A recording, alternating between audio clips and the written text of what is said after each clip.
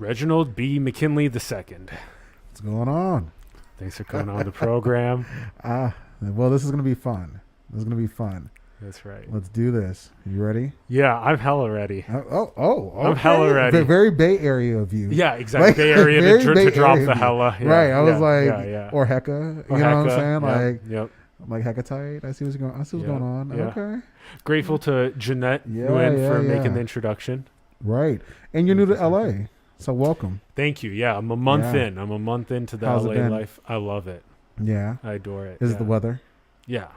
Okay. It's the weather, it's the people, it's the culture, it's the intelligence, the art, the visionary thinking, but there's a lot of other things that we are going to make even better, in the next protocols. Yeah, than what we want to do in the future. I love the excitement. Like I'm it's always fun to meet people when they first get somewhere. Yeah. So I want to check back in 6 months later. And we'll see how it feels. Exactly. I want to check in 6 months later and see if you had a few run-ins at a little market. If Stuff like that. If you're still like the intelligence is super high. Yeah. Because, LA is a dichotomy. It's a range of experiences. And so I think acknowledging that is important so that your expectations of a place don't push you places where you don't kind of want to go. But also so that you can leave space to be surprised and excited. And so a lot of times, you're like, oh, it's going to be so much better than wherever I came from. But the truth of the matter is wherever you go is there you are. That's it. Yeah. So where you go, there you are. Yeah. So you are always where you're at. Yep. Yeah. Let's do this. Let's dive in. Let's dive in. I love it. There's a lot to talk about in this episode. Diversity, equity, inclusion, DEI. DEI is the acronym, and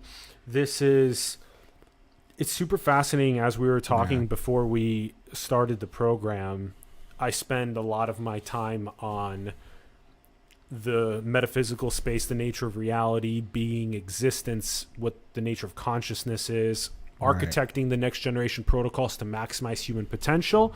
Right. And that what was really interesting was Reggie, when he was hitting the ball back with me before we started, he was grounding a lot of what I was saying in actual experiential rubber meets the road examples that are, of people needing to literally feed their kids. Very much so. Stuff like this. And so I'm really pumped to unpack this. Maybe that's probably a good place to actually start. Okay. Is as I sort of understand things from this perspective of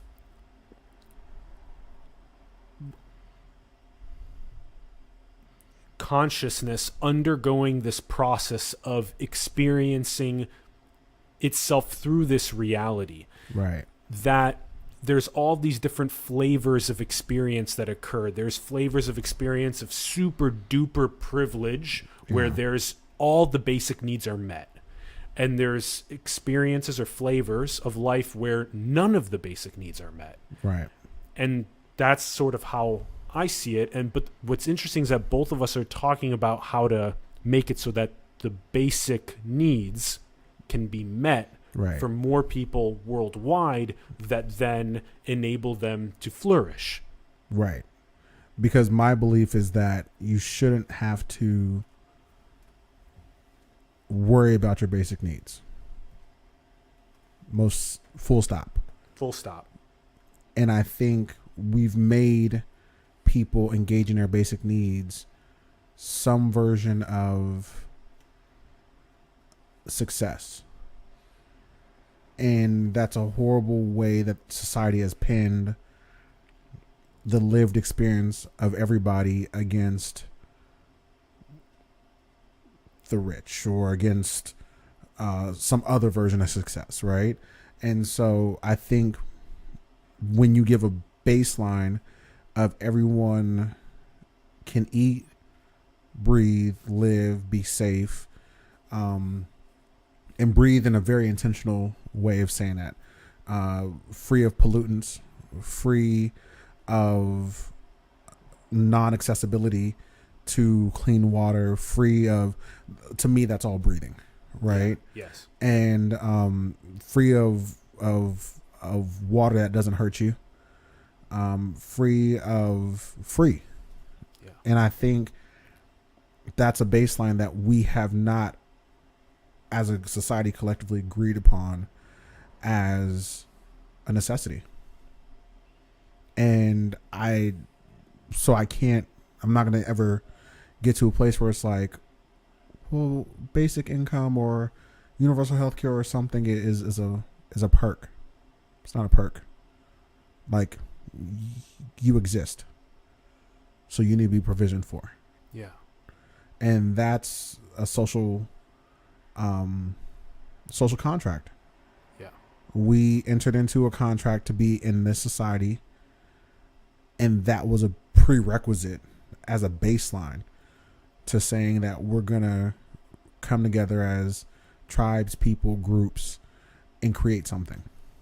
And at some point, that went from a baseline of the contract to a success story.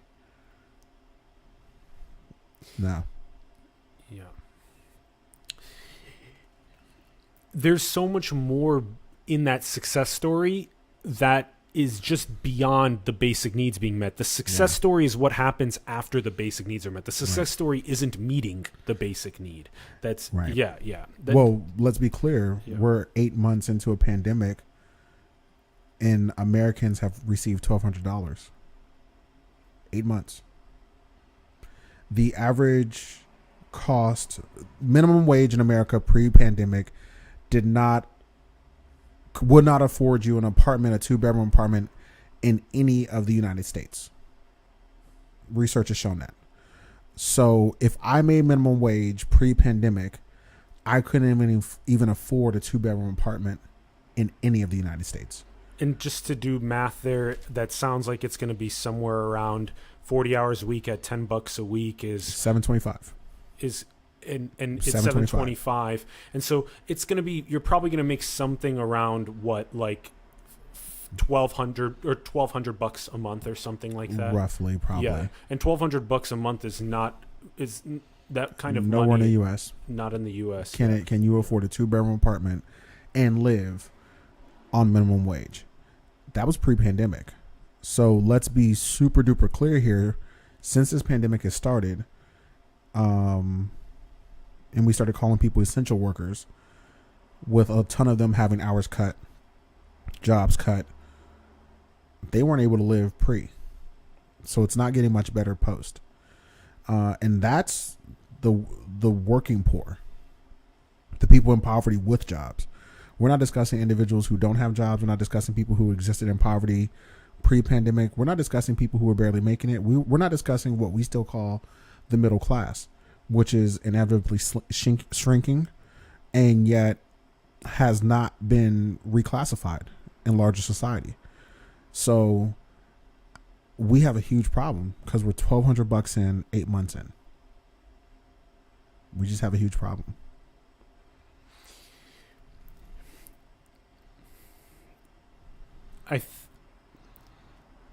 As we were sort of talking before we started, I was sharing with you a pretty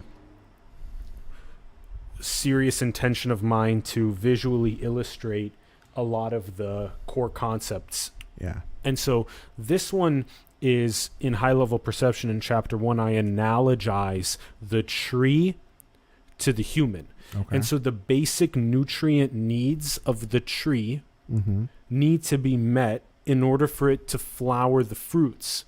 Okay. And the very similar thing's true with the human. The basic needs, as we were describing earlier, of air, water, food, shelter, love, safety.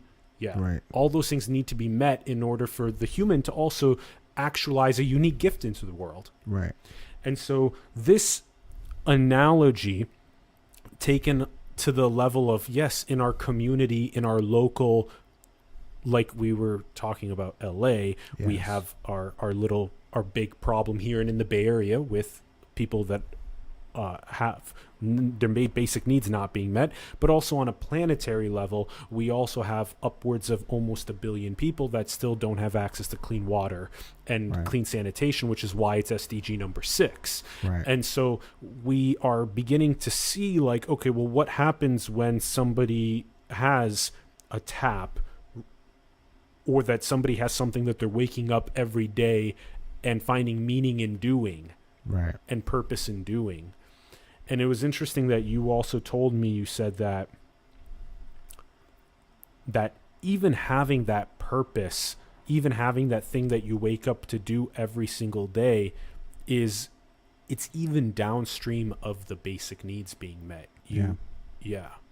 And that was also really enriching for me to realize, because it's that visceral even on a Maslow's hierarchy of needs. We've been talking about this for so long, and yet our architectures are not reflecting the fact that we know that this is the case. People literally, when you gave me the example, you're like, if you're freezing cold and you don't have shelter or safety, how the hell are you going to do anything? Nothing. You can't do anything. If you don't even have $1 to get a loaf of bread at a store, how are you going to do anything? And so these are the visceral gut, heart feelings that we need to feel to sort of galvanize us into action of what to build next to make sure that all those basic needs are being met. So I've done a lot of work in the community, and I spent tons of years tutoring kids and working with the kids from all different levels. And I understood very early on that if I wanted to really connect with the kid that I was tutoring, I need to make sure that they weren't hungry, like from a physical standpoint. Yeah. I had to make sure that they felt safe. I need to make sure that they had the attention capacity to even be there to be tutored. If I'm dealing with things at home that you're not supposed to be dealing with as a kid, I don't have the capacity to sit here with you. As adults, we struggle with that. We have a million things going on all over the place, and we're asking ourselves, how do we be here right now? Yeah. And most of us don't really know in a conscious way that we're asking that question. Yeah. You know, it's in a very conscious way. You don't know we're even asking that question. And so the privilege comes when you recognize, I asked, how am I going to be here now? That's a level of revelation and realization. Yeah, it is. That most people, they don't even bridge that. Right? They're just kind of ran down, and I don't know how it's going to work. And I'm fighting to stay above water. You hear people say that all the time, and it's so intriguing because water can bring life or death. Yes. So it's intriguing to watch how people engage life as water or death as water. And so it's always funny for me because most people do this when they hear cup half full, cup half empty. I do it when I hear people say, I'm trying to tread water. Yeah. And I'm like, got it. I know exactly where you're at this point. Yeah. Because half full, half empty. There it is. In a more life, even affirming or not way. Because half empty, half full, cup wise is perspective. I can't have much perspective if I think I'm dying. Yep. That's fight or flight. Yep. That's survival at the core. So when you tell me you're drowning, we have to have a whole different level of conversation to even get you to have half empty, half full. Yep. You know, it's the same as pull yourself up by your bootstraps. I need boots. I need straps. I need a cobbler. I need leather. I need shoes. And I don't think we're tending to that. And I think we think we're further along than we are. We're not. Yeah. And that's the hard part. So when we have these higher level conversations, I'm the weird guy in the room that gets what we're trying to do and also gets that we're not where we think we are. Yeah. And by the way, this is not a moving pendulum. It's a very real, concrete, trackable, we are not where we think we are. So when we say that we're 2 weeks away from most Americans being evicted, that's not just to get a response. That's literally people are going to be put out in 2 weeks. So Congress act. But I think in America we take that as, okay, they're going to have a bad Christmas. No, literally, people will be outside. $1,200, 8 months. We can't get away from these things that are very, very, very right here on the ground. Yeah. And until we actually tend to those, we can't move anything else. Which is why I keep emphasizing to people we have to tend to what's literally affecting us. Yeah.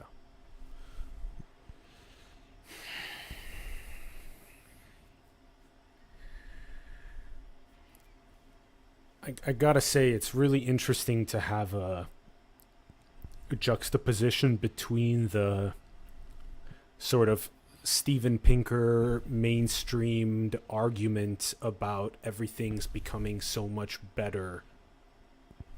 And we've talked about this on the show with people like Chris Ryan, who authored and published Civilized to Death, that there's a nuance to that. And one of the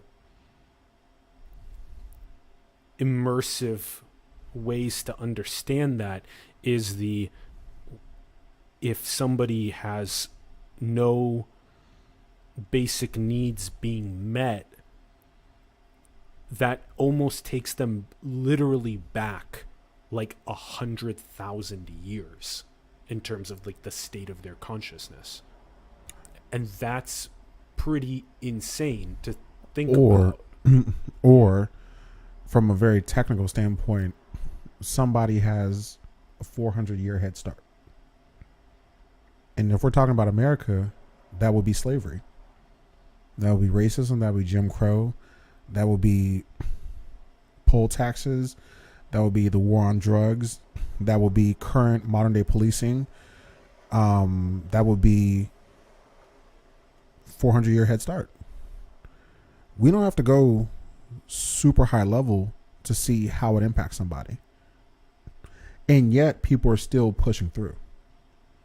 So this is not a story about a victim who is not fighting to live or is not still trying to build something. It's about a system that hasn't reconciled how much damage is done to the person that they've done it to or the people they've done it to. And this is happening more than just one or two groups. This is happening as a larger whole. And we have to get to the point where we start to reconcile that. So this is kind of now a top layer thing. So when people then come up to us, we have a fair share more empathy and kindness in our engagement. We have a lot more grace in our engagement. We have a lot more integrity in our engagement. We have a lot more. We leave space to listen. We leave space to feel the anger, to feel the disappointment, to feel the despair. And I think, and I literally mean filled it, right? Create the space and let it hit the ground. But we're not necessarily doing that. We're just telling people, you deal with it on your own. And if we want to get somewhere, and that's why I'm so intentional, right? Because I want people to be visible to other people. Yeah. So then we can truly do work to create the space we want. But we can't necessarily do that if we can't create space for people to even be visible. Then see them. Just because you created space for somebody to be visible doesn't mean you see them. So then see them. Yeah. Then tend to them. Their steps. Yep. Create space, see them, tend to them. Yeah. The first step to tending to somebody is asking them, how do you need to be tended to? And it's interesting because the tending is the analogy for a seed in a garden, like we were analogizing a moment ago. So that's the baseline of allyship. That's the baseline of partnership. That's the baseline of even being somebody who loves the arts. See it, create space, see it, tend to it. So it exists on every level of life, in every part of life, and yet we are picking and choosing how we and when we engage it. And I think that's what's making it hard, even in these moments, because we're not being as intentional as we should be, and we're not doing it with a level of integrity that we should.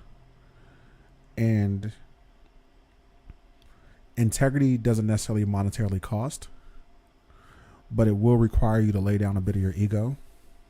Yeah. And lay down a bit of your knowing. Yep. To allow somebody else's to show up. Yep. It's a great way to put it. So, yeah.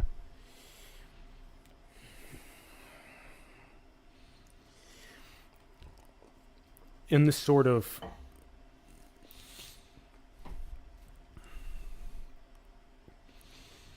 idea that how could it be that somebody in the quote 2020 entering into 2021 this year with 8 billion people on the planet, such massive amounts of planetary flourishing, having met so many basic needs, we can still as consciousness exploring itself in this reality still have the insane amount of, in a sense, it's art, it's perfection in its own unique way. The fact that our creation is so layered like this, where even in such modern flourishing infrastructures, there can still be so many people, even in the most developed countries, not even in the ones that are still developing, but the ones that are developed, that are still experiencing more, in a sense, primal states of being, as you describe in the water analogy. It's true that you can use water to sacredly and divinely nourish yourself, or you can feel like you're fucking drowning. And that's why these statistics about 50% of Americans not being able to afford a sudden $500 bill. $400 bill. 400. And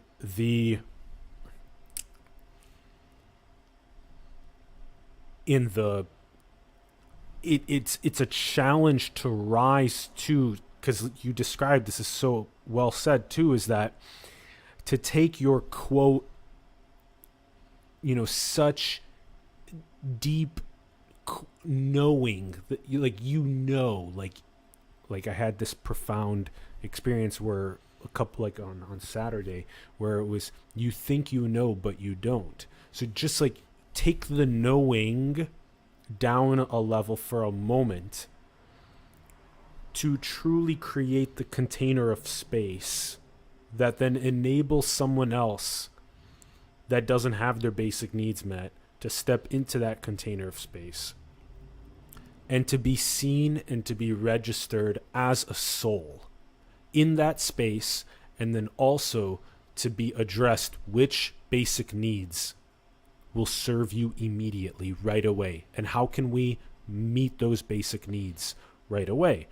And I spend a lot of my time talking about these macro level inclusive stakeholding architectures that biomimic what we see with mycelium and fungal networks underground, which is 1 billion years old, and the way that we can sort of make that in our social contract itself. And yeah, sure, that's cool, Alan. We can do that in the next 5 years, 10 years, architect that and make it so that the physician has a stake in their patient and the teacher has a stake in the student and the and the community has a stake in their environment, and all these types of things. The environment has a stake in the community as well. The 7th generation indigenous principle. But today, there are basic needs that need to be met in the person's life. And it's such a complicated, multi-layered creation that we're embedded in, where the idea of, well, why don't we just print more fiat currency? Why don't we just distribute that and see if that helps? Why don't we take some of the wealth that's being generated on even the continued bull market of the stocks and see if there's a way to distribute some of those massive earnings that have continued through the actual fabric of existence that makes it so that, like, do you want, when Andrew Yang was on our show, he was like, do you want a revolution? Because if we don't, we're going to have one, because we can't keep going like this. So a few things. Just because someone colonizes or oppresses doesn't make them first world or developed. Secondly, I think we have a very hard time conceptualizing that someone who also is in need is going to have to show up for someone else also in need. And so I say that to say, well, I have to table that I've already provisioned for my needs being met so that I can make space for your needs to be met.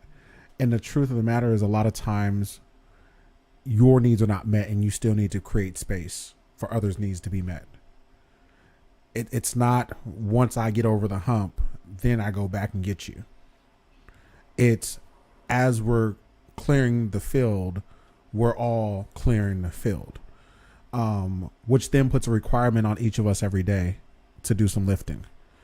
You don't get to sprint 20, 30, 40, 50 years down your career and then say, oh, now I'm going to open a few doors. You don't get to do that. So I say that expressly because I need people not to confuse the necessity to show up in real time with when I get over, I show up in time. So that's 2. Third, the truth of the matter is that this system can't hold itself the way it exists. The essential workers are a prerequisite for this system to work, which are the least paid and the most important. 1.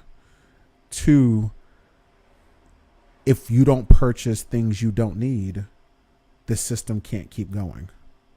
3,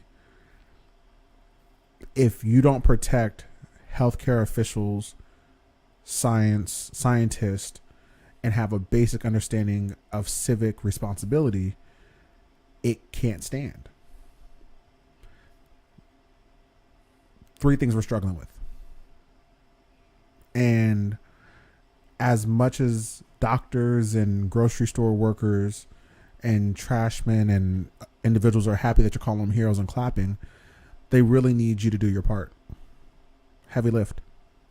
This is World War II, going into a factory and building nuts and bolts. That's where we're at. People don't really understand that's where we're at, even though all the statistics show it, that the highest rate of mid-career millennials are moving home ever. Higher than the Great Depression, higher than world wars. 52% of millennials now live at home with their parents or family. 52%. Wow. So it's already happened. And that's why I'm so expressly clear on, you cannot wait until you get over the hump to help somebody else's basic needs be met. While you're having your basic needs be met, you need to make sure you provision for others too. because the system is so broken at this point that none of us will ever extend our nets to help because it's so broken. Yeah. Again, I think we're somewhere we're not. We are in dire straits. And I don't, it's almost like bringing the truth to this makes it that much harder. It's almost like giving this a proper lens is making people say, well, what do we do? The answer is very simple. A lot of times I don't need money, I need resources. So, for example, when I was doing grassroots organizing early on in my career, I understood something about fundraising that most other people did not. And what I understood was that I go to the person or the entity or the organization that has a certain expertise and resource and ask for what they have in abundance. I don't ask them for what they don't have in abundance. And most times that looks like physical money. If I go to Apple, I'm going to ask them for computers. If I go to Kleenex, I'm going to ask them for tissue. Whoever I go to, I'm going to ask them for what they do really well and in abundance, because ultimately the resource is what matters the most. And then that's what value is tied to, right? And that's why you have donations in kind, right? In-kind donation might have equaled $100,000 or $30,000 or something, because there's a physical monetary value tied to these services, objects, resources being rendered. But we're taught ask for money. We're taught money solves everything.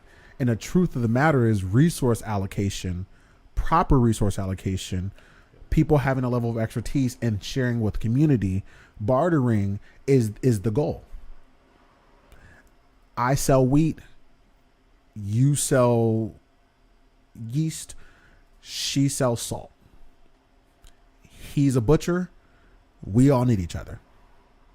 That doesn't require money.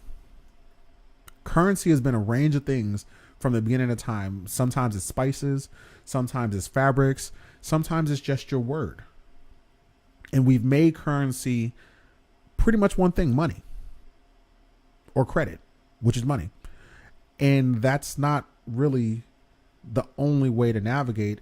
And so back to why I said colonizing or oppressing a society doesn't necessarily make you developed, because in second and third tier, societies, even in modern day that we would call second and third tier, they understand these basic tenets of how to build community and how to have community still function and run. And it's been this way for thousands of years.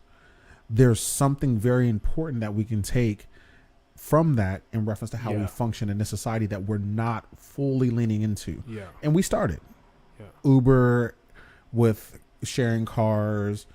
Not that Uber started that, but with sharing cars, Airbnb with sharing houses, shared economy that kind of became mainstream over the last, say, 8 years, and really took off 5 years ago for real.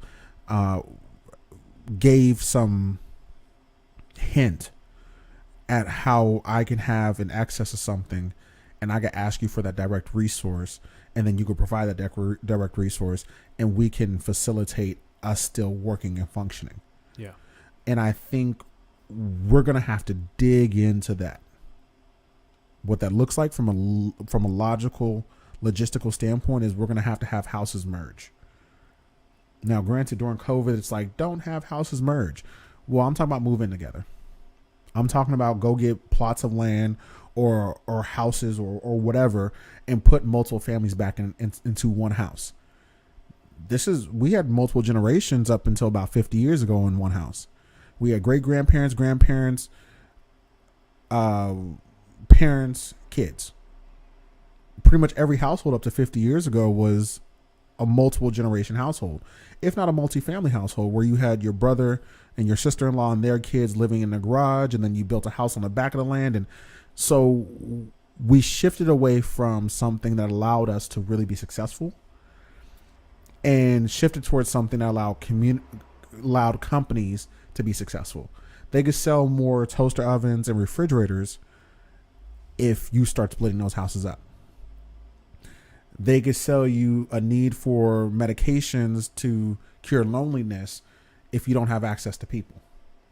And I think at this point, we all recognize with this pandemic that there was a real opportunity in having other people in the house. After 8-9 months alone, if you lived alone, living alone was sexy up until 8-9 months ago, right?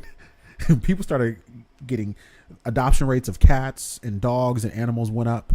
People started getting bikes so they could go out and do leisure activities and do it with friends safely. They started realizing the necessity for community to be in-house, not outsourced. And so places like meetup.com saw an uptick. Dating sites like Tinder and Bumble saw an uptick. And it's because we understood that those needed to be in-house, right? Relationships need to be in-house. And so the hope is that those revelations will equate to the next level of movement of how we tend to everyone's needs and how we also provision for everyone's expertise in a said house. I don't need everybody to be a cook. I don't need everybody to be a gardener. I don't need everybody to be great at childcare. But if I have somebody who's a great cook and a great gardener and a great childcare, then I don't have to worry about going out to work. I don't have to, it's the house is tended to. And I think we are, and there's portions to that we have to work through. Because we see that in some of the work I was doing around research with Latinos and COVID-19 is that, especially on the U.S.-Mexican border where I was located, there's multi-generational households in most households. So you at least have the grandparents, parents, and children in the household at least. And so what that looked like for COVID-19 is a lack of resources or lack of access to healthcare resources if COVID hit. Because you now have susceptible generations and generations that are kind of perceived to not be susceptible, which will be younger generations, all intermingling every day. So when you send out messaging, you have to have the whole house buy-in as opposed to just one or two generations in a household. Well, in larger cities, you might not have to deal with that, where you have the split where all the young people live together, all the elderly live together, right? You have these more spread out intergenerational dynamics. So there's pluses and minuses of how you have to build it out, but you have to build it out. You have to start having these conversations. So my answer is the other way, where you have intergenerational households, and then you have a cultural understanding of what's necessary in order for the household to stay healthy. View it as an organism, and everyone has to buy in. But that's kind of where we're at as a collective whole. This also, in so many ways, takes me to what I have. We talked about this before we started, and you were mentioning it a bunch throughout the last segment. In this is chapter 7, the sorting algorithm and high-level perception, and it just follows the old saying that goes, you keep the baby and you drain the dirty bathwater. And if you do it for indigeneity and you do it for modernity, and you drain the dirty bathwater in each, and then you uplift the baby and merge them together into one, I think that synthesis has a massive contribution to the future architectures that we're talking about that maximize prosperity for everyone. Because you mentioned this very sacred principle of that service to other mentality, whether it be someone in the family circle or whether it be someone in the community. That principle, and that's in many ways mimics what I'm talking about with the mycorrhizal networks underground. 95% of plants use mycelium for a two-way resource exchange underground. So it's a very service to other style mentality, a very symbiotic exchange mentality. Whereas like Purdue Pharma and the opioid crisis is not like that. Yeah. There's many examples of these styles of extractive behaviors that are service to self-dealing behaviors, which we're moving away from. And so we need to visualize those, talk about them, and build the future instead. You You're saying that you believe we are moving away from those? The flux happens at it's all simultaneously evolving in the perfect creation that it is. So meaning literally at the same time that we're moving away from those perverse incentives that we talk about, we're also experiencing perverse incentives continuing to be created, and that we have to shine the light on the dark to show people what we want to move towards instead. That's better, but we have to architect that light. I just also want to say one more thing on this point, which is that this was something pretty recent that Ray Dalio published, which was the sort of big macro level cycle about what's currently occurring on a planetary level, which is that the United States is following a very economically strenuous moment, which is what you've been sort of indicating for us, like we think we're doing fine, but we're not. And whereas that's why we're currently going through, like when Lehman Brothers collapsed in 2008, the subprime mortgage crisis hit, what happened was Satoshi Nakamoto published the Bitcoin white paper a month after Lehman Brothers collapsed.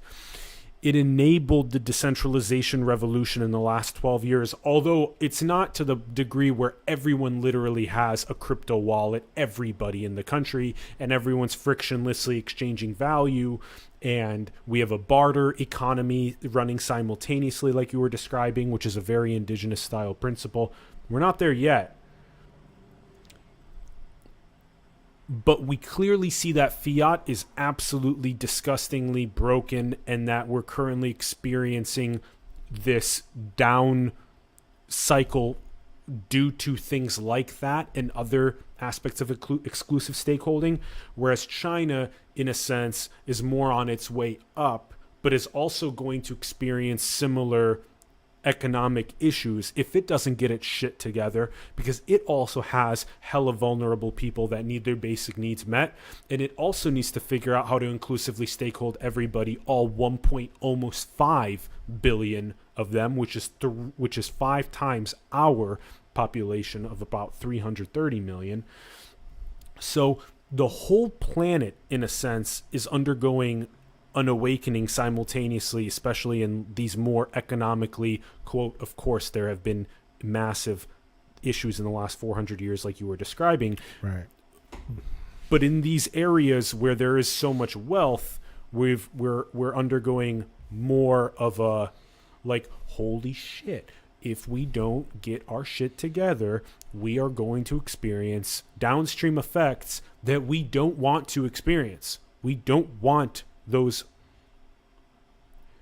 We don't want Venezuela. We don't want the insanity of what's going on with another style of pandemics, recessions, bubbles exploding. And you think that's what Americans feel? Well, it's difficult to say because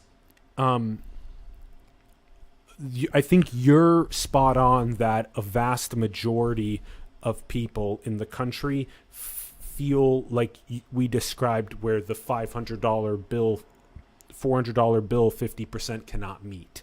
That's, I think, how people feel. Right. Because that's at the core of existence, which I've been extremely vulnerable on the program as well, in being completely clear that we are also in that same position. We are literally on a monthly position where we can't afford that $500, $400 bill either, which is insane, because you would be like, well, I would wonder why some artist entrepreneur that is trying to make a media show around consciousness and maximize human potential can't afford that either. Well, you get lucky in 2017, you score a big gig, you're able to afford equipment, and then from there, it's literally just a monthly cycle of taking everything you make in like ad revenue and just putting that right back into paying all your subscriptions and bills and all that kind of stuff. But you do it with the intention of thinking like, well, the show by the time you get to 2025 is going to be a lot more financially able to sort of handle and support. But, you put me in the ballpark of kind of that same thing where I want to create more space for people to feel registered and for them to say these are the basic needs that I need met, at the same time that I'm undergoing the same process with people that have beyond my basic needs be met. Yeah. So it's like the teacher-student and the teacher-student relationship, as people say in the spiritual community, is very similar with the financial ladder that exists right now. Whereas I feel totally good today with even seeing somebody that doesn't have $10 and giving them $10 that they need to get a meal, but that I still am going to, at the end of the month, struggle to pay my utilities, and I'll still have to make a call to somebody. And I'm grateful that I even have somebody that fucking believes in me to that degree that will be like, Alan, here's $500, pay your $300 utility, take the $200 and do the other things that you need in order to sustain what you're doing, because we need you in the world as well. Yeah.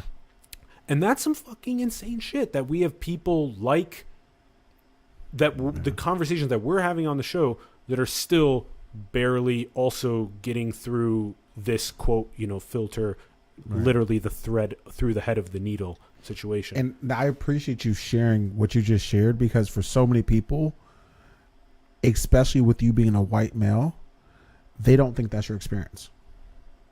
And I think they need to know that there's a lot of us in this boat. And if there's a hole in the back section or the front section, we all go down. Yeah. And I think that's the disconnect, is that everyone looks at everyone else and thinks that everyone else is fine. And that's why I stand in this gap as a bridge and say, oh, we're all not fine. And I need us to get just gutturally honest about what it will take for us to just get, level. Yeah. Just level, right? And I think that's the disconnect, that we're not. I love that everyone is optimistic. A lot are. Yeah. I love, right? I love that everyone's like, let's do this. Let's do this, yeah. Right? Yeah. But I also need us to be super, super, super realistic too. Not even realistic. I just need us to be really plugged in to the realities, to these very visceral that affect us, so that we can then show up for each other, right? Yeah. I want to be in a place where it's not viewed as a negative to have somebody authentically say, I need help. Yeah. Yeah. Help is just help. It's not a weakness. Yeah. And we've been taught in a society that it's a weakness to need help, specifically as men. Yeah. Yep. Suicide rates are amazingly high. Depression is amazingly high, specifically with men, because we're taught, shoulder it. You better figure it out. And that is counterintuitive to us being a fully fleshed out human being. Having none of the emotional language or the emotional space or the logistical space or the opportunities is literally stifling. And I think we have to start to have these really, really, really transparent conversations around what masculinity has not given us access to in the traditional sense in a society.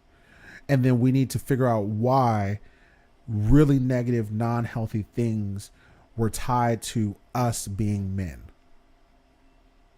And then we have to start to renegotiate those things. Yeah.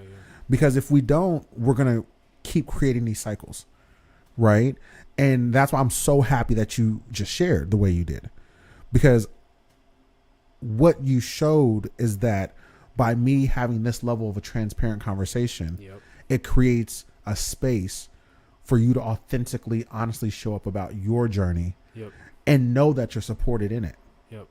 So then the next step is honor what you just heard. Yes. Thank you for sharing. Speak to what you just heard. I heard you. Affirm what you just heard. We're all in this. I did it in real time, right? And so it's we can all do this, but it takes a level of empathy and intentionality to show up in these very authentic ways. And I think that's what's hard, because especially when someone like me shows up at the doorstep, it's going to get raw. If I knock on your door, it's a transitional period. If I knock on your door, more importantly, you're probably going to knock on my door. And if you knock on my door, I know you're in a transition.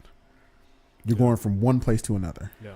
You're having a conversation that's outside the fray. And so that means then for me that I then have a responsibility to hone in on what my role is in your journey. And then it's like, okay, now let me be sensitive to that and not be unaware of how we all impact each other. At the bare minimum, if I can't help, I don't want to hurt. Yeah. So my goal is help, but if I can't help, don't hurt them. Yeah. I know your show just kind of took a turn. I love it. It's probably not going where you, I love it. I'm where so you grateful. intended it to go. Not at all. It's perfect. The creation doesn't have accidents. The creation only has synchronicity, art, beauty, and everything that's supposed to happen. And so, Evan passing along the intro to Jeanette passing along the intro to you, it's all meant to, and you expressing yourself exactly the way you are, and me, our souls dancing in this way is exactly how it's supposed to unfold. Agreed. There's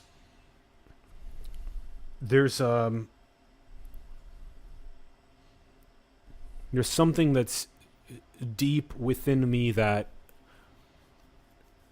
sees two things that would like to share, which is that I'm open. I believe I mentioned this on the show with Jeanette as well, is that there seems to be potentially one of the ways, like planetarily, that people are starting to, in a sense, categorize the individual and the collective is something along the lines of that the idea of the individual needing to step up and take sovereignty for themselves and their lives and their dreams and aspirations and their family, and take burdens on their backs and responsibility.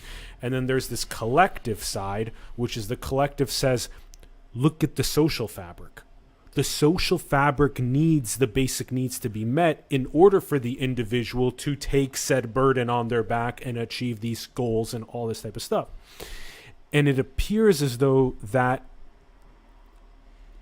synthesis, just like we saw in that sorting algorithm example, is ultimately where we need to go. And that there's sort of that, okay? And then there's and I can go ahead and bring up this, which I think is also helpful to an extent. It's sort of the idea that we very frequently, when we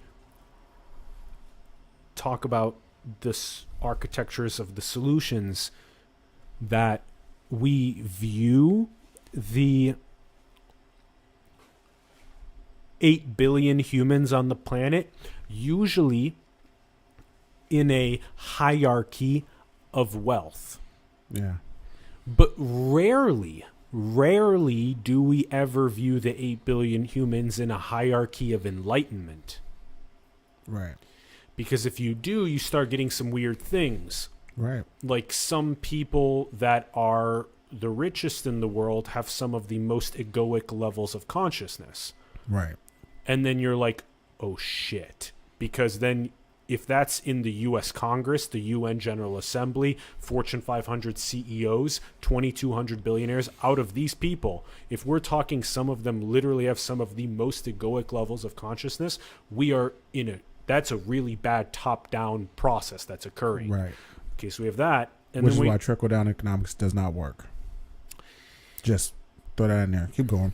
And so there's this, and then there's sort of the other side of things, which is, well, okay, Mr. Reginald and Atlas here talking on the program. Well, why is it that you have people that are in the quote international poverty of less than $2 a day across the planet? Why is it that they can also be, if you say that they don't have their basic needs met, why are they at times also so happy?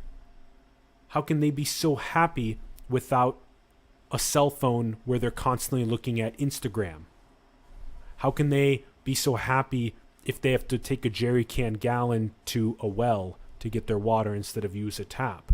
And so all of these very weird questions also bubble up around what true needs need to be met also simultaneously in order for people to feel in a state of peace, in a state of happiness, in a state of also flourishing. Now, my sort of ball... I have a very simple answer for that. My ball to you, and then I'll like to use my ball that I'd hit over to you about this would be, I see it having to happen from both sides at the same time, where we meet the basic needs of more people around the planet and let them, in a sense, actualize their gifts into the world. So meeting the basic needs that we've been talking about throughout the show and the architectures that enable that social fabric to flourish more abundantly. But at the same time, I don't see it just from the grassroots. And I'd like to hear if you see it this way too. But all those people that we listed at the beginning, in terms of that are at the top of this wealth hierarchy, 2,200 billionaires on the planet, 225,000 ultra high net worth people, which is 30 million plus in US dollars and assets, 535 people in Congress, US Congress, 200 plus people in the UN General Assembly, Fortune 500 CEOs. I think that from a top-down perspective, that their enlightenment, their enrichment, their true knowledge embodied of the other as the self in that oneness, that non-dual consciousness, will also spur them from a position of power to make that social fabric more robust. So it's a grassroots and a top-down that happens at the same time. Do you see it that way? How do you see it? So the front part of what you said was the question of how are individuals who live different than me happy? And the answer is they don't standardize your existence as the priority existence. They standardize theirs. And what that literally means... Relativity. What that literally means is, from a very clear, brown,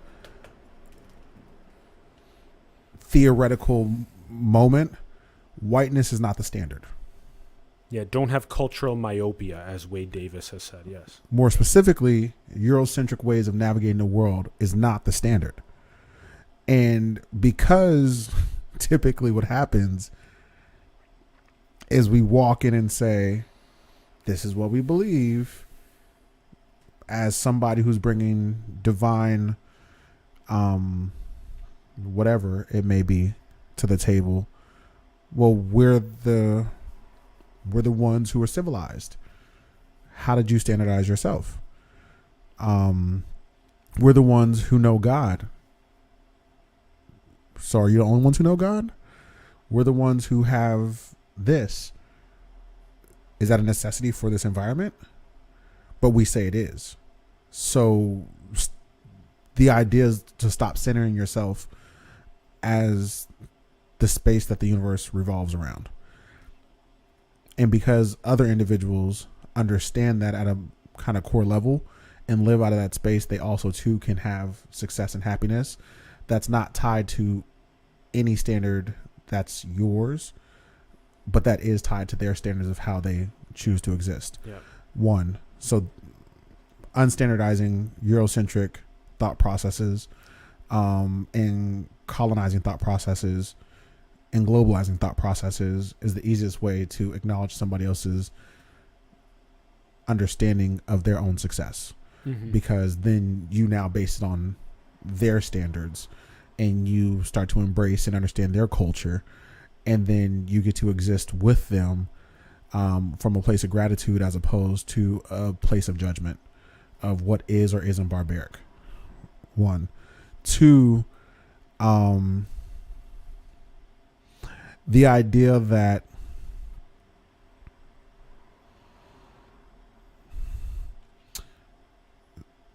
somehow trickle-down economics is going to work on any front, I just don't think is real.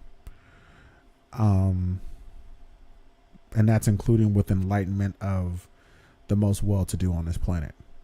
I don't think those trickle-down economics will work either. It's not a lack of information that exists. It's a lack of ingesting it.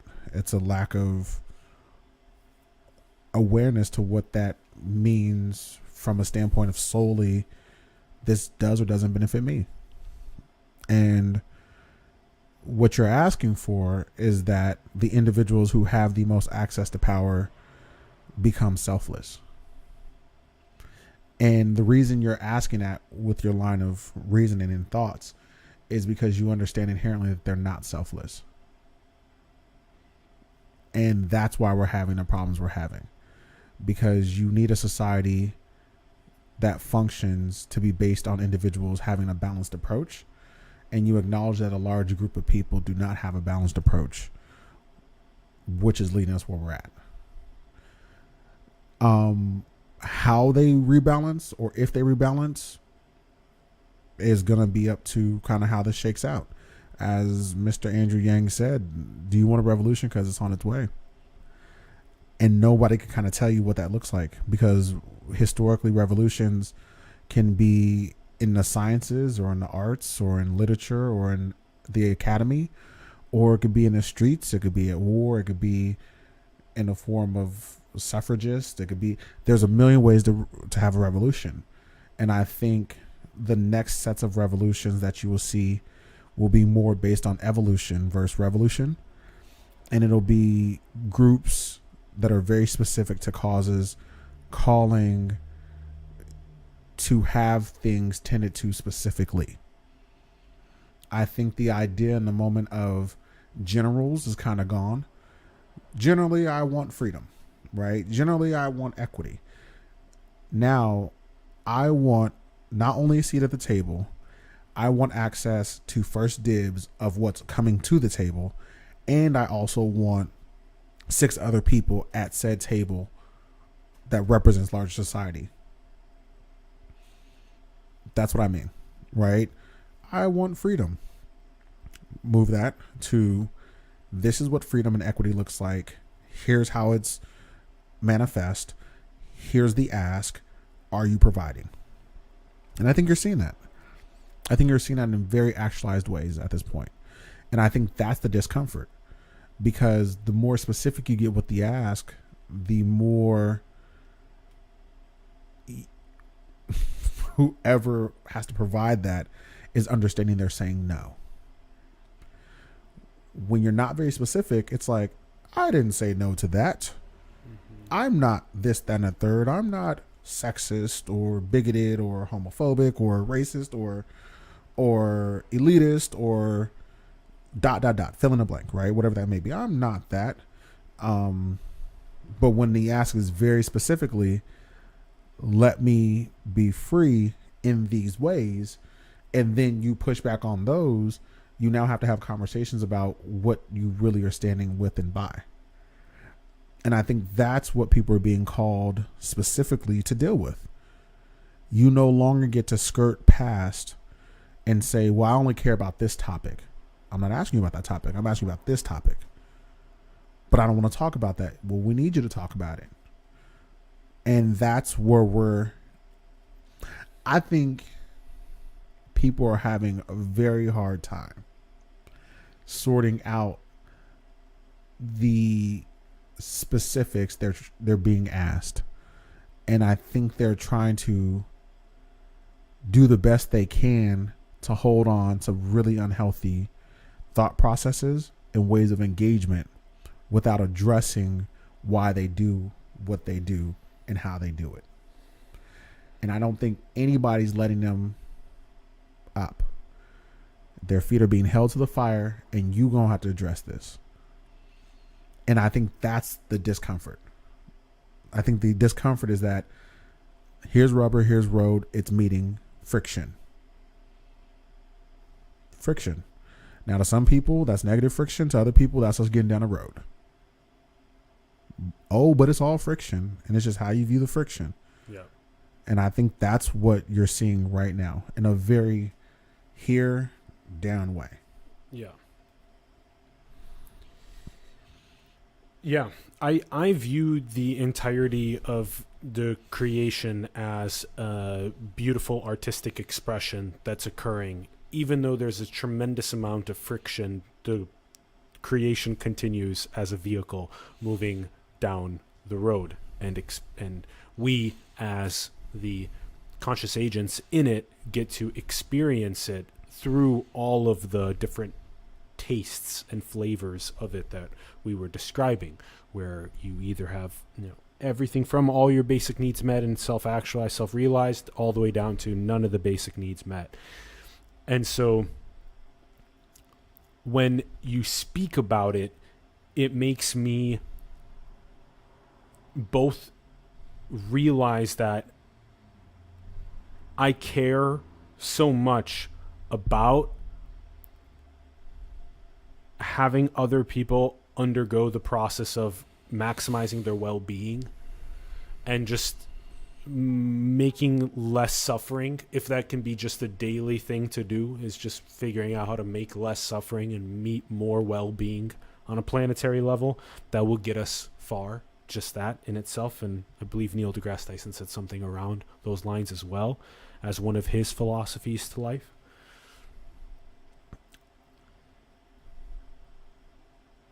And one of the things that I don't know yet for sure, but that this is what the feeling is, and the more that I look at economic simulations, the more that I realize that we need to be very, very vigilant with what we're doing with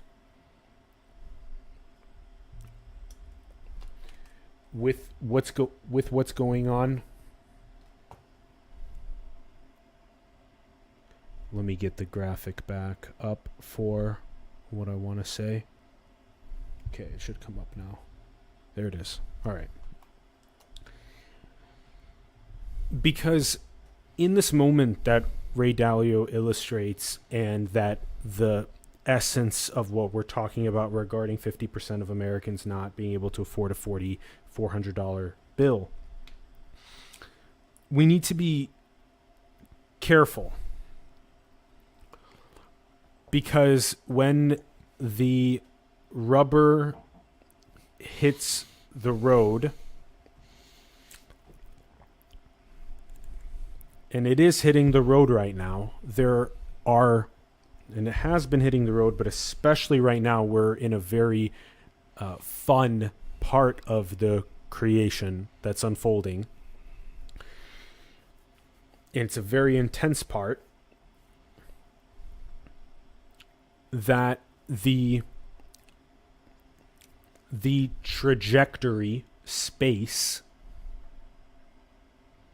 which can be visualized like this, this is a scale invariant representation of a Bayesian cloud of probabilities, meaning that whether you think about this from an individual level or you think about it from a country level or a planetary level, that you have the possibility space that's infinite in your tree of possibility, and you can go more and more towards maximizing well-being, or you can go towards accidentally more hell and more suffering. And my small claim would be something that, as the US is in the position that it's in, we may think that we know what the best ways forward are in that tree of possibility,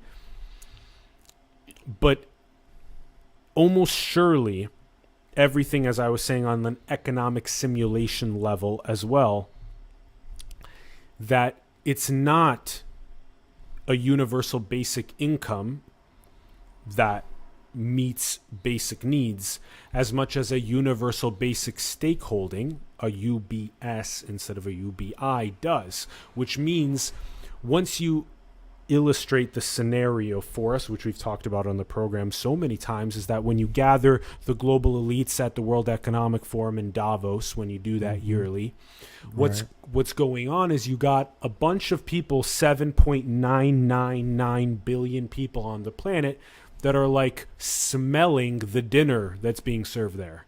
That are like, how are we inclusive stakeholders in the dinner that's being served there right now?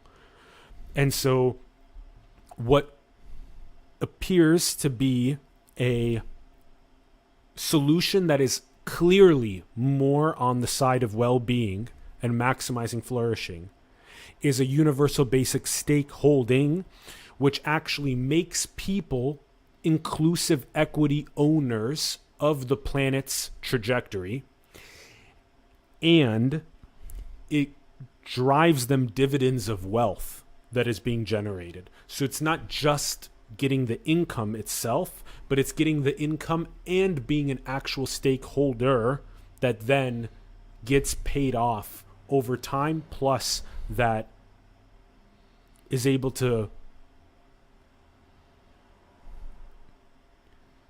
pass that along to the next generations.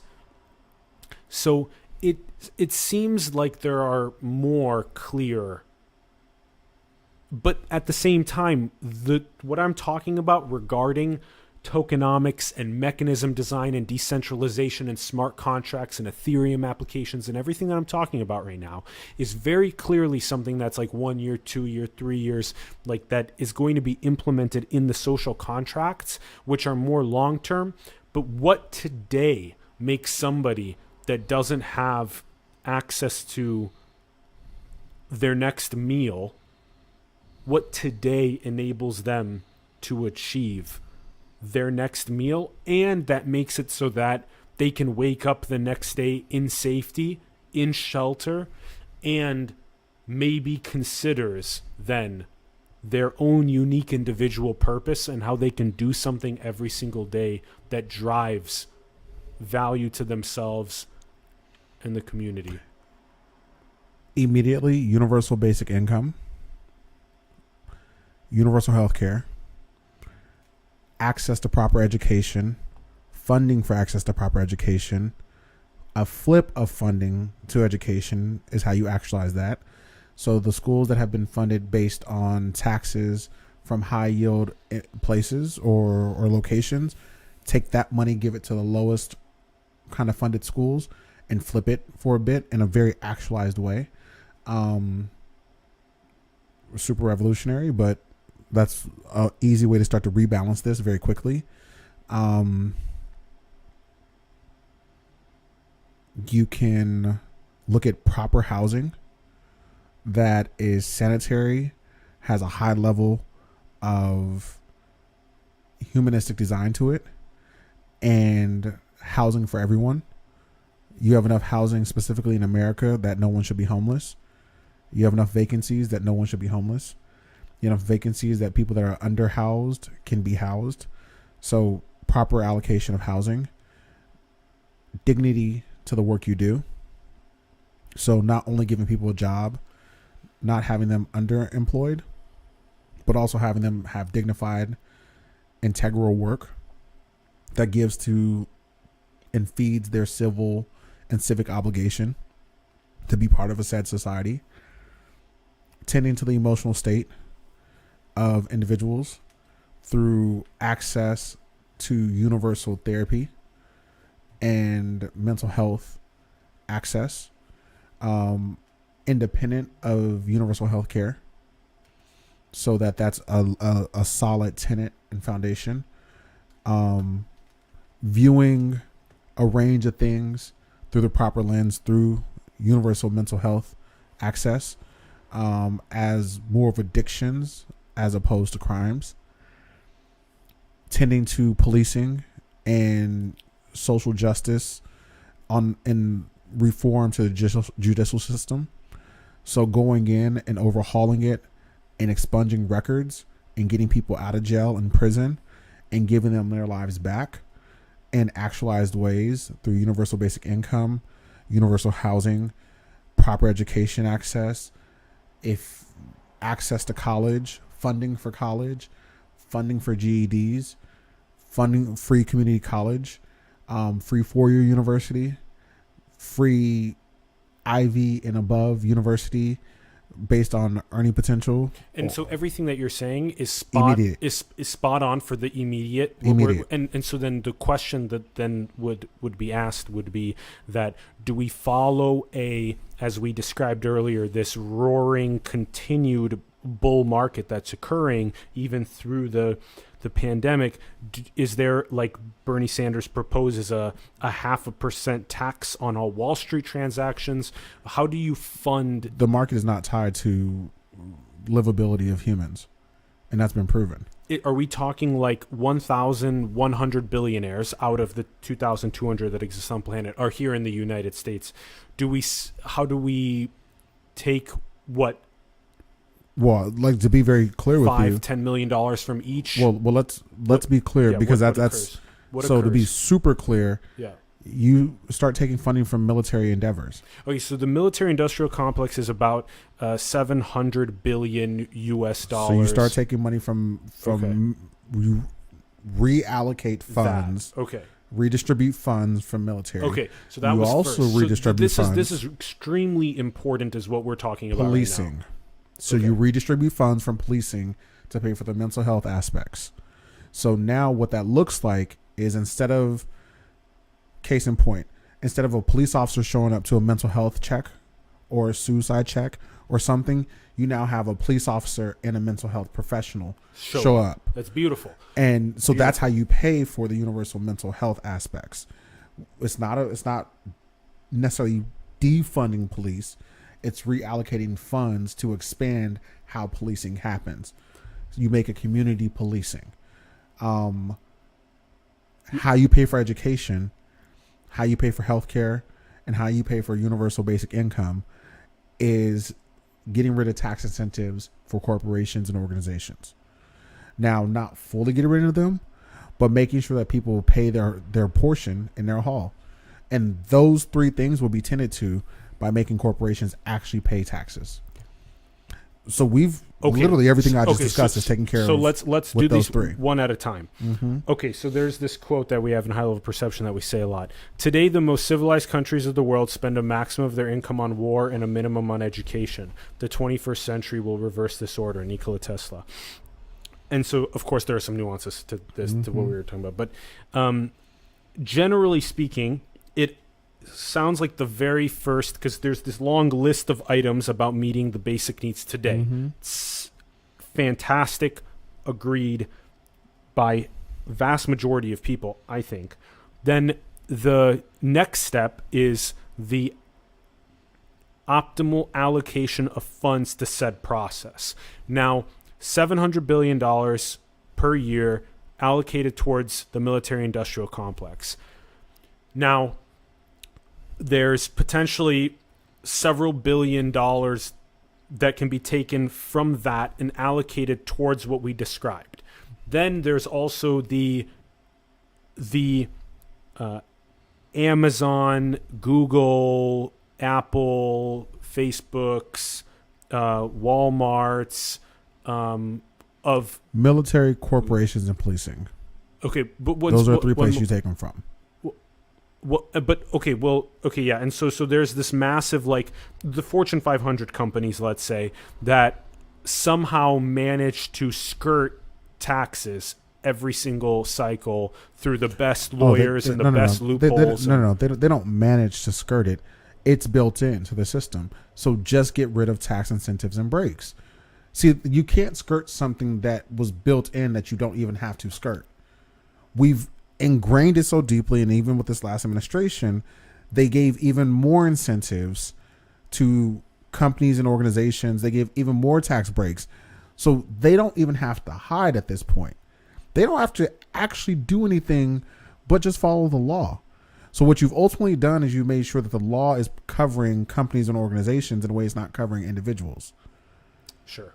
Okay. So just scale back tax incentives, scale back tax breaks, reallocate funds that you then collect towards the greater good of civilization. But yet retain the incentives for entrepreneurship, retain the incentives for bringing a transcendent North Star into the planet at the same time. And but let's be clear now. The people skirting those incentives. Yes. I just wanted to also maintain that part of it as well. Right, but let's see that's what happens so often. And we have to get really clear. Yes. That the nuance. So that's what we were just saying. Yeah, it's very interesting because a lot of people who have a problem with this incoming administration's it's clear. tax plan. It's clear. Is that it's well, you don't make enough for it to hurt you. But what if I do one day? Well, then let's talk about it then.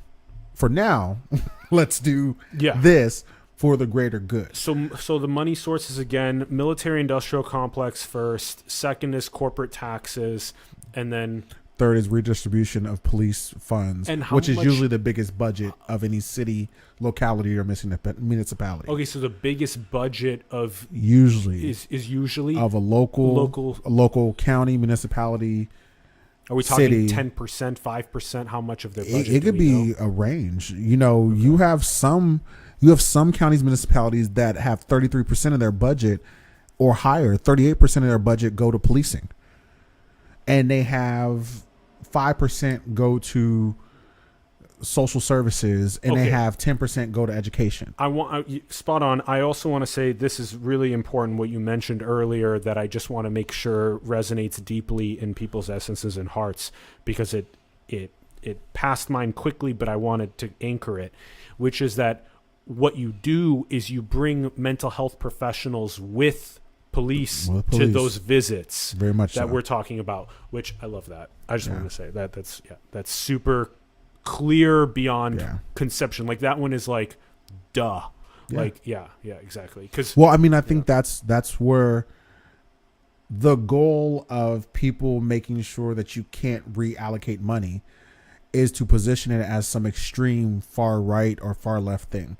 The truth is, the most logical thing to do is to take funds, hire new people, or properly pay the people you have, and then have them go to handle the things they have expertise to handle.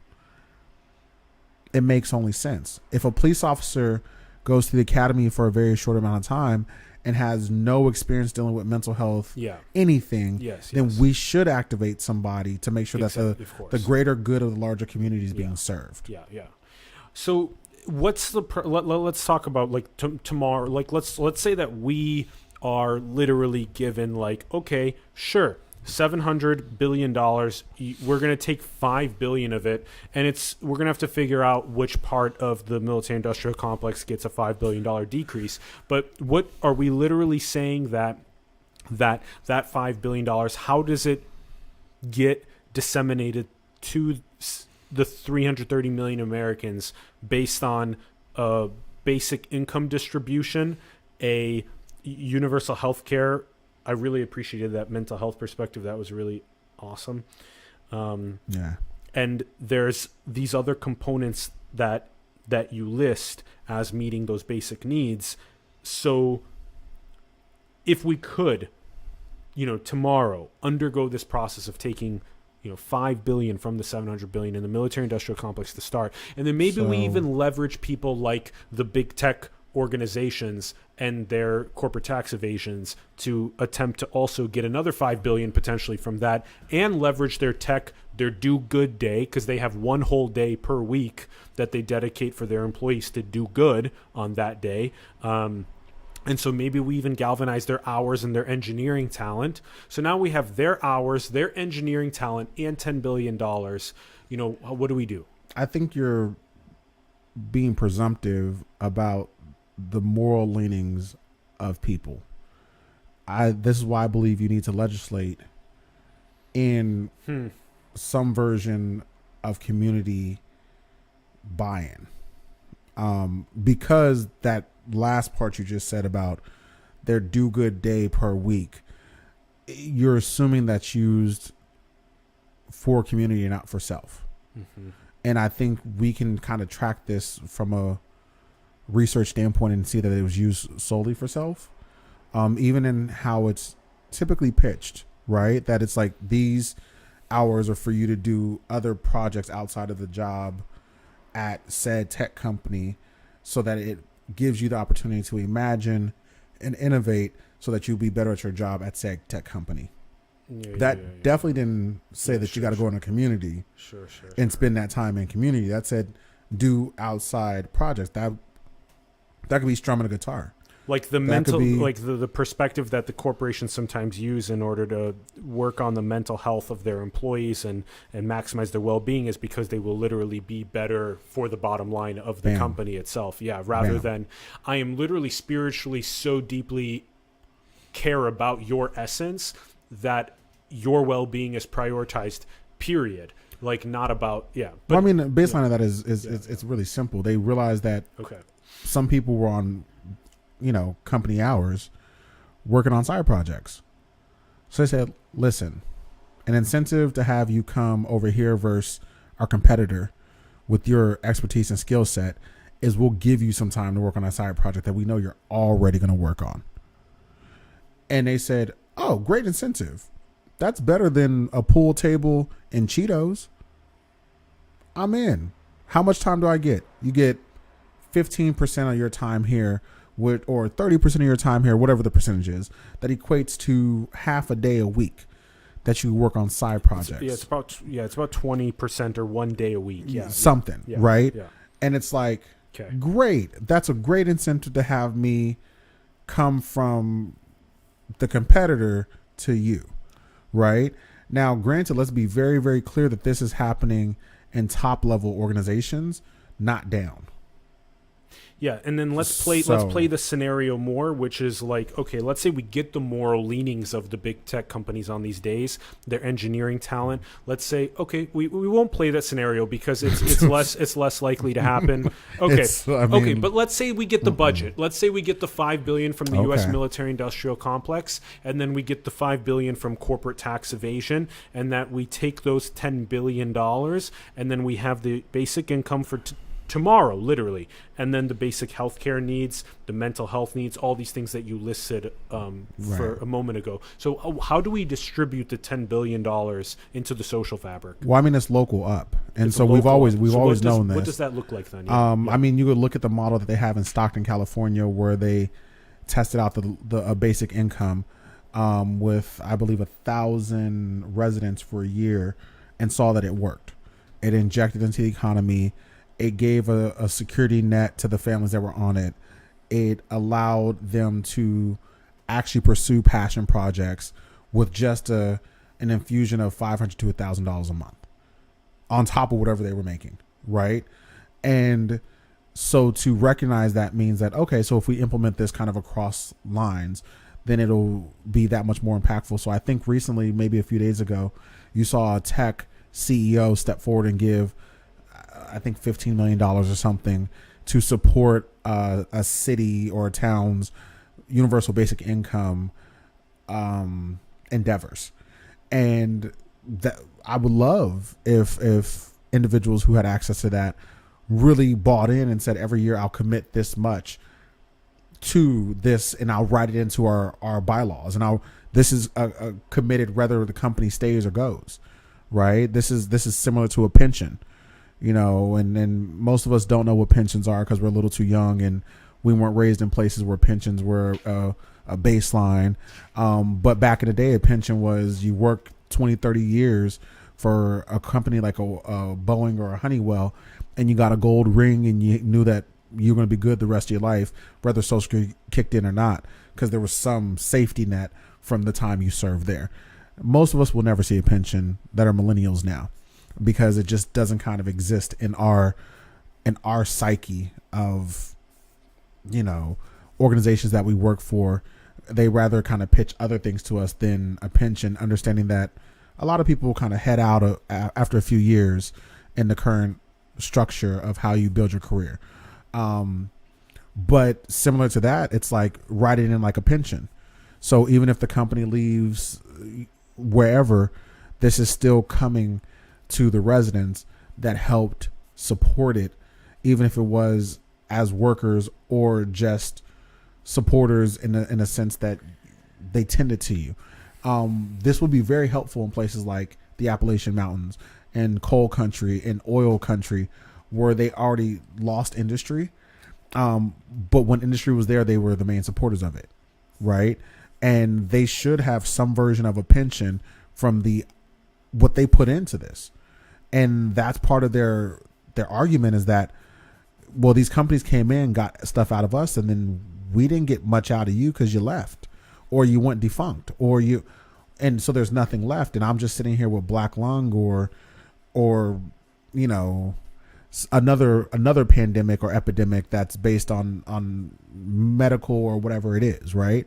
And so I think we have to be very, very clear that whether I work for your company or not, if you're in my town, I've supported you. And if that's the case, then you have an obligation to also support us long term too. It would be great for people to get that inherently and say we're writing that into our bylaws, but we're not seeing that happen. So not to say that you could legislate that in, but not to say that you can't. Not to say like there's some mechanisms and levers that could be pulled that haven't been pulled that may not be the most popular, but at the same time, we got to get to pulling.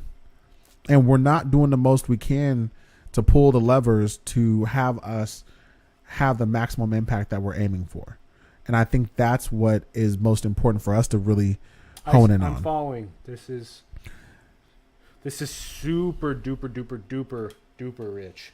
I'm loving this. Yeah. This is well, because you're exactly, Jeanette was spot on. You're exactly, I mean, Reggie, you're exactly what this program needed to anchor in our long-term maximization of human prosperity in today's basic need architectures. So it looks like, you know, it appears like it looks something like,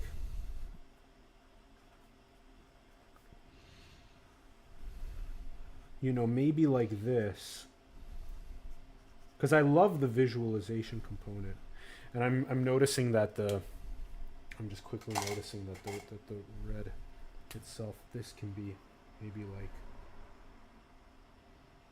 green. Yeah, green is better because it's the dollar sign, and then this gets funneled over and funneled over. So yeah, so it's something like, let's see if I can put this into the view. Yep, there we go. All right. So from what I understand from our conversation, this is tomorrow. This is like today's even better. Today's what we need to do now. This is the now. This is not the, 5-year architectures that we kind of talk about. This is now. So now we have the input of the $700 billion military industrial complex. We take something like $5 billion from that. The corporate tax evasion that has been happening for the long time, as Reggie was talking about, it's literally built into the fabric today.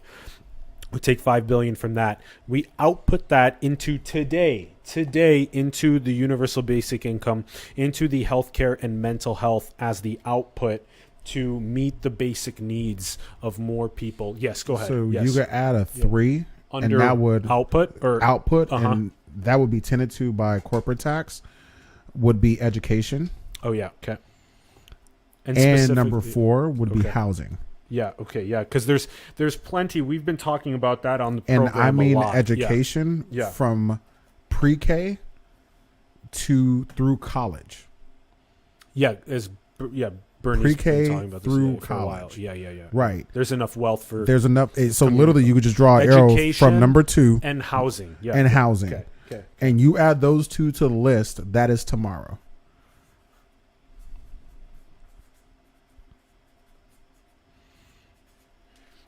And number 4 would be housing. And was there another input that we were talking about? Oh yeah, the municipalities, right? Municipality reallocate, because the healthcare and mental health. If you want to draw an arrow for number 3 in input, it would be reallocation of policing. So if you grab your blue,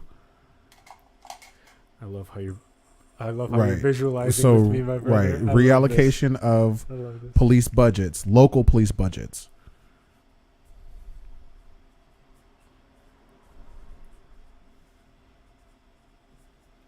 Local police budgets. And if you draw an arrow specifically to mental health, exactly, a green arrow specifically to that. That's exactly it. Yeah. And so, we don't know exactly what that amount is, but that it's gonna look like, yeah, like that exactly. And that's what you were talking about with having a mental health professional tag along to every single one of these. But also have mental health professionals not only for the community but also for the police. So you start to implement requirements for police officers to have mental health trainings and such, because community policing at its core is meant to uplift and bring a level of safety to said community. And what we're finding is communities are not feeling safer with police in them. So there's a very easy way to have police officers be integrated better into community. Now, not only police, back in the day, police officers lived in the communities they served. Well, we're seeing that that's not the case as much anymore. Mm-hmm. So if we're not going to have police officers move back into the community, we need to have better mechanisms for them to engage the community they now serve that they no longer live in. Yeah. And that's where mental health professionals come in, because there's a lot of skills that could be given around and trainings that could be required. It's no different than an attorney. Attorney has to do re-up classes every few years. A doctor has to go take re-up classes every few years. So there should be an ongoing running working knowledge with police officers as they go on in their career, becoming really mental health advocates. I would like one day to see that ex-police officers transition into mental health fields when they retire. So then they take all that knowledge and start to give it back to younger police officers and start to give it back to bring a language to other industries about how policing, mental health, emotional intelligence, and community engagement go together. Yes. But that could happen if you actually have police officers engaged in mental health trainings throughout their career. Yeah. And that's the most tangible, visible way that you'll see it's actually happening. Yeah, that's a huge one. I totally agree. That's huge. And it also speaks to our show's polymathy. We care so much about people becoming polymathic, the learning from multiple disciplines, becoming more multidisciplinary and synthesizing wisdom. And mental health should be something that is police are trained in, just like doctors should be trained in nutrition and Eastern medicine practices and mental health. So let's and mental health. Yes. Let's take a dive into summarizing. So I want to just juxtapose this. So this is my, as I talk about a lot on the show, this 5-year style of universal basic stakeholding infrastructures. So to juxtapose this with what Reggie's been teaching us about, which is literally implement this now. So this is tomorrow's execution. We need to implement this now to maximize the basic needs being met of everybody on the planet. On the input stream, we have on the left, number one, military industrial complex. Out of the $700+ billion budget, take $5 billion. Corporate tax evasion, rather than enabling that to happen, take $5 billion out of that as well from these wealthiest corporations in the United States. Also, the reallocation of local police budgets. Now, that one specifically goes directly to the mental health, like Reg was talking about. And then on the output side, the other things that these $10 billion+ can go into is this universal basic income, healthcare, education, housing. So a very, very strong, I think, breakdown of the core essence of what we were talking about in the last, especially segment of the program, and actually since the beginning, which is literally meeting the basic needs of people, especially here in the United States, the proper architectures to do so. And I mean, a lot of this can also be brought. So real quick. Yes. Education is very important from the standpoint that if you're going to have this society transition into the next levels, where individuals get the skill sets necessary to do the jobs of the future, education and re-education and access to education is going to be absolutely necessary. Yes. So it's not only for individuals who are aging out of their current roles or that are getting older. It's for individuals that are career switching at any stage. And I showed you this graphic as we were talking, which is literally the massive, as Andrew Yang tried, 2 years ago to come in and begin showing people that the labor force upskilling needs to happen in order to make sure that everybody has a deeper inclusive stake in not only the daily meaning and purpose and drive to accomplish and especially that this kind of plays on that long-term 5-year universal basic stakeholding infrastructure that I'm talking about, because even though tomorrow we can get UBI and healthcare and what's needed in the long term, you're right that we need the education. I'm really glad that you point out that with so much salience, it's sort of modern day. I don't know if Montessori method, Maria Montessori, right. The style of follow the child, get the basic needs, figure out what the child's passionate about, and follow the child's interests, and synthesize science and spirituality. Help them be scientists and engineers, but also have them be mystics and have them be philosophers and artists and be at play at the same time. So this is kind of like the education all the way up through, the community colleges and beyond. Right. Yeah. Well, I think it's one of those things where we have to look at if we could meet these other needs, it's easier to tell individuals, hey, now that you have the space, go back to school, right? Let's get a new set of skills and let's bring a new industry to a new region or area. And this is very specific to rural, remote, and suburban America that I'm discussing, right? Because it's industry leaves, new industry needs to pop up and exist. What does that look like? How does that look? Yeah. And a lot of times it's not only having companies choose an area or region, it's having an area or region choose a company. And the way you do that is by having a certain amount of skilled workers already in that area. Yeah. So the company says this is prime soil to bring industry to. Case in point, you have SpaceX who just popped down to Brownsville, Texas, which is a region that my family's in. And they popped down there because it replicates Cape Canaveral and Houston in reference to the exact same kind of offerings in reference with it being a launch sites and all this stuff. But also the region is prime for them to pull directly from the region for skilled workers and from the state for skilled workers. There's also a reason that Tesla is moving to Austin because there's already primed industry of tech that exists in the city of Austin. And so I think a lot of times it's chicken, egg, chicken, and you can help, right? So if you get a number of skilled workers in industry in said space, you can start to pull companies and organizations that way to you. And that could be based on, and there's a range of ways that you can implement this, but it can work. Secondly, now after all of this, as very sheer basics, we have to get people back to dignified work. Yep. We have to get people back to dignified work. And I emphasize dignified work because there has to be a source of pride in the things that you do so that you can continue to do them at a high level. And I don't want us to look at underperforming individuals as underprepared individuals. Yeah. Because a lot of times I might be fully prepared and just hate it. It may not be dignified. It may not be integral. It may not speak to a level of depth of engagement or responsibility that I would love to offer to the world. Yeah. And we say, well, just be happy to get what you got. Well, you go back 100 years, individuals could choose the farm they worked on, and they could farm or tend to what they wanted to tend to and take it to market and sell that. I don't necessarily want to just be here. I want to do something that speaks to me. I want to grow. I want to nurture. I want to sow. I want to, whatever that looks like in the modern world, right? Like that's the most tangible way to say in a modern, what does that look like? And so figuring out what that looks like and how to make that immediate.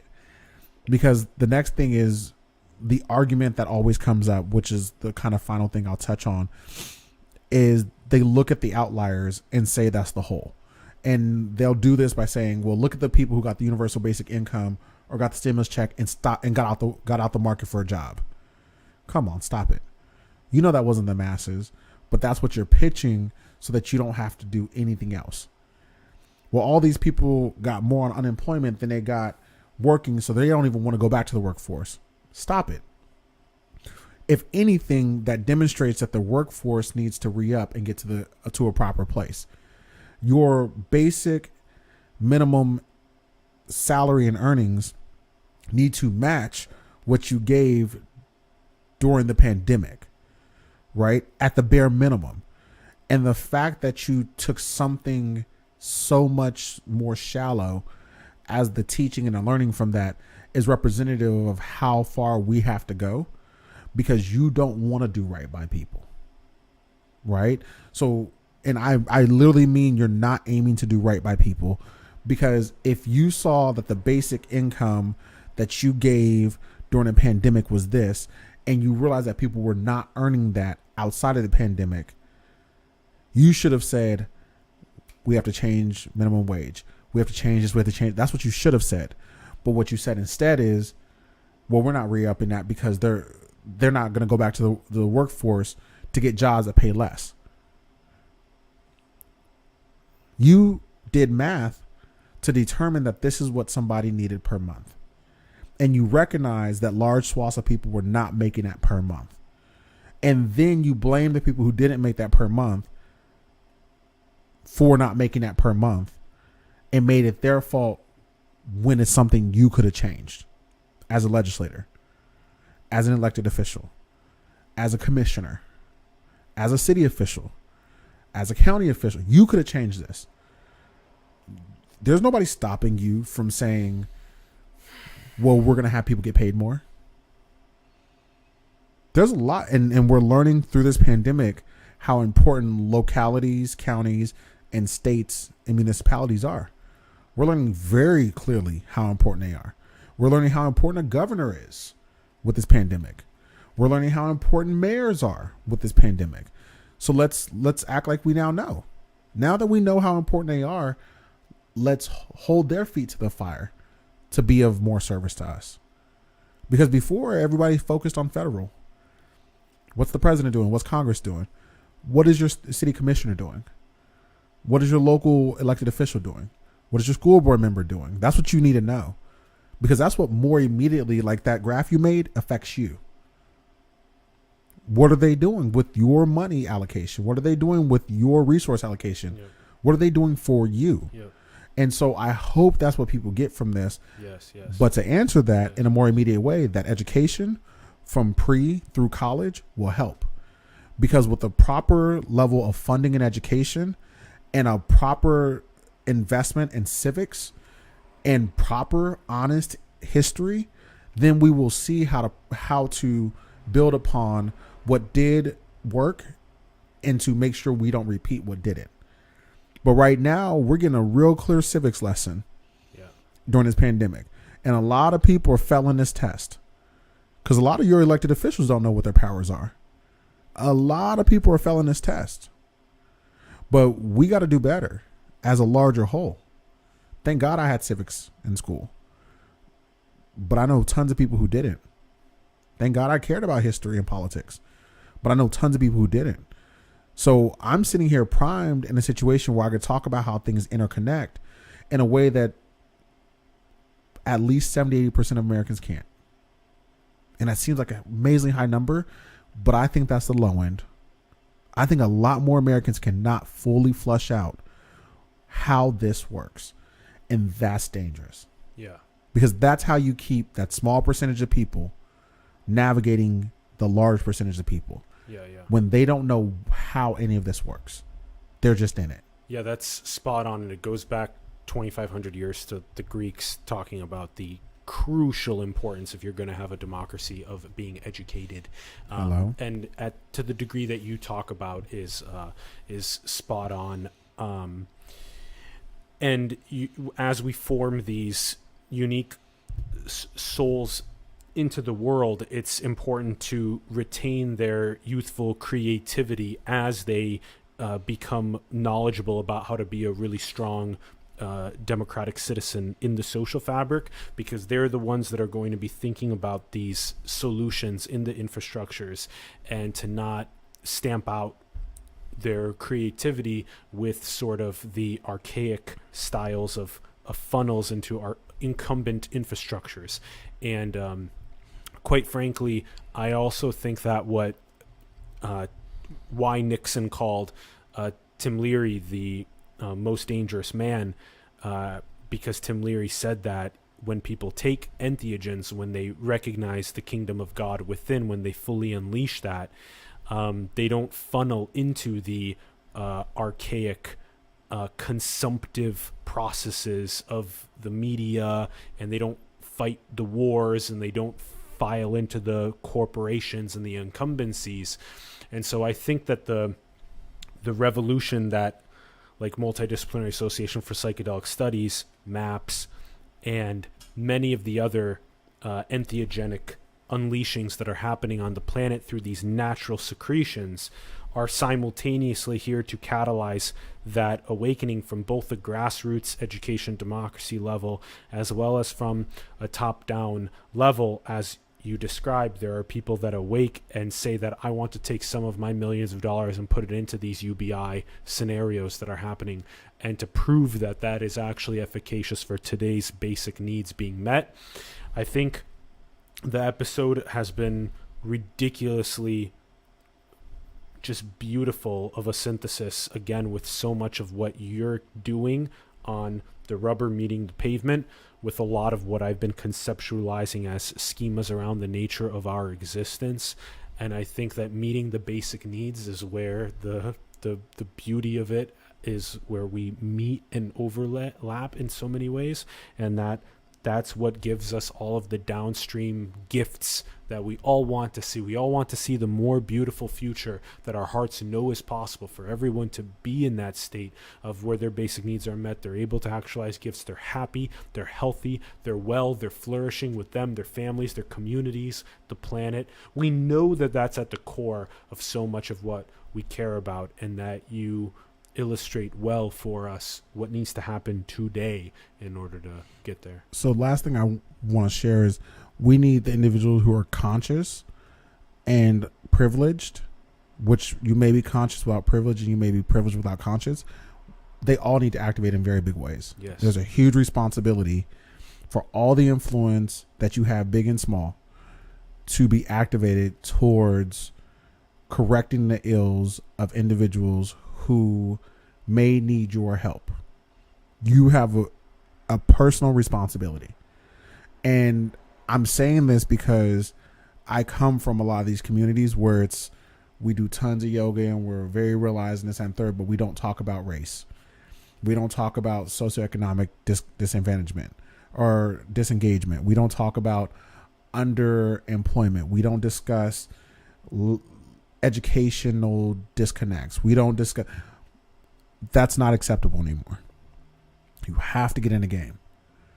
Like, as uncomfortable as it is, as great as it feels to be like, one day the world be utopian, that ain't today. In the most layman's terms, that is not today. Today you're in the trenches and you are looking to the sky, but you are lifting and digging with your feet and your hands. There you go. Yeah, there you go. So that's a good I don't want anyone else to go floating off. Yeah. Get in the game. I love it. And it speaks so deeply to the self-realization of that one infinite creator and consciousness exploring infinity, the realization anchored in the self-actualization of the feet being grounded on the ground, the hands being dirty, in meeting the basic needs, in architecting on a moment-to-moment basis the more robust fabric that maximizes flourishing. We talk about this so much on program. It's such a good back and forth dialectic on this one.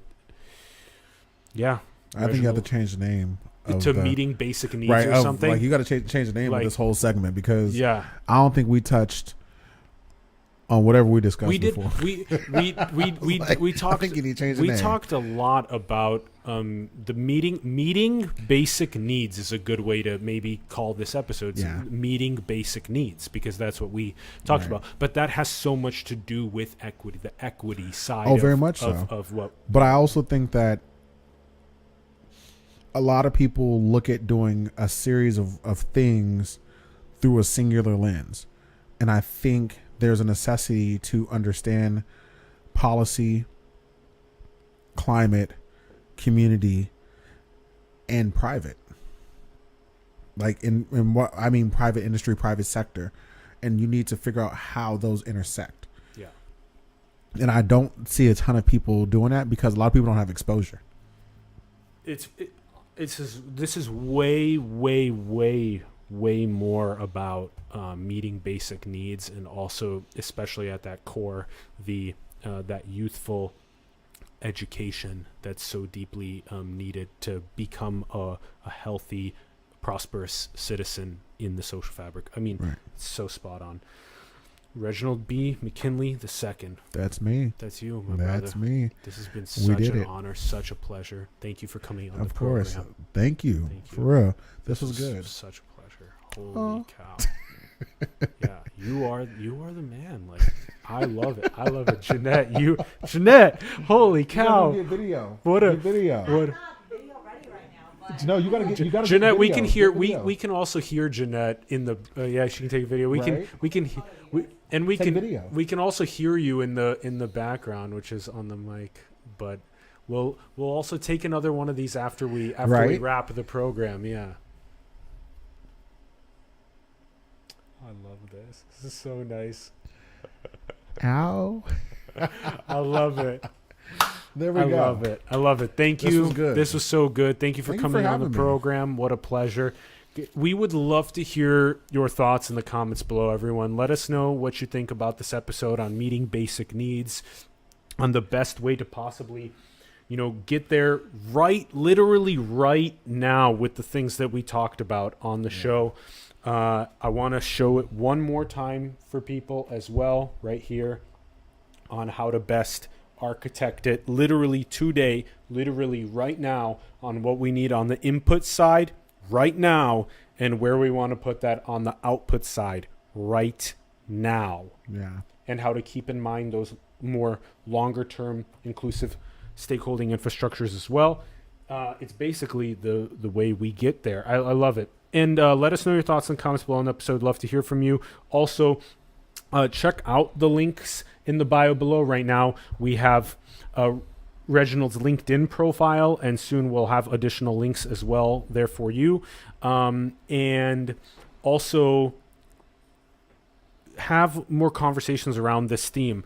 Like the video, share it with people, subscribe if you haven't already, especially with people that share it with people that need to hear from that rubber meeting the road perspective on meeting the basic needs of people around the world and what that can maximize, especially here in the U.S. Share that. This has been a very great nuanced dialectic on it as well, which is precisely what we aim to feature here on the program. So, and support the artists, entrepreneurs, scientists, engineers, spiritual leaders in your communities and around the world that you believe in. You can support Simulation. Our links are in the bio below to help us continue flourishing with our goals, as we vulnerably shared on the program. It's extremely important for us to continue with our mission and vision and purpose here in Los Angeles. And that's all, folks. Thanks so much for tuning in. We love you very much. Go and build the future. Manifest your dreams into the world. The now. The power of the now. Yeah. This has been awesome. Thank you. Right. Thanks, everyone. Thanks, Reggie. Later, you guys. Thank you.